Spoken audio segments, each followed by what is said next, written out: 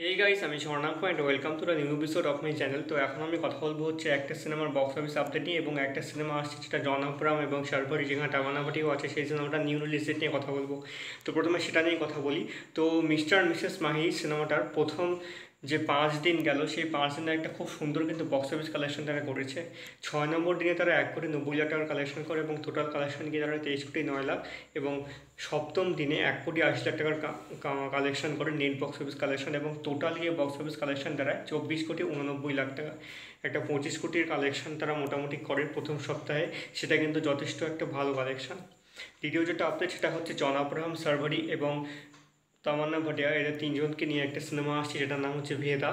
এটা একটা remake cinema হতে চলেছে, এবং এই সিনেমাটার প্রথমে ইন্ডিয়ান 2 এবং সার্ফিরে, যেটা অক্ষয় কুমারের সিনেমা আসছে, সেই দুটো সিনেমার সাথে 12ই জুলাই একসাথে রিলিজ হওয়ার কথা ছিল, এবং সেই সিনেমার তিনটার মধ্যে একসাথে একটা বড় ক্ল্যাশ হওয়ার কথা ছিল, কিন্তু ভেদা সিনেমাটা ক্ল্যাশ থেকে সরে গেল, এবং বর্তমানে সেটা একটা ইন্ডিপেন্ডেন্স ডেটে রিলিজ করছে 15ই আগস্টে।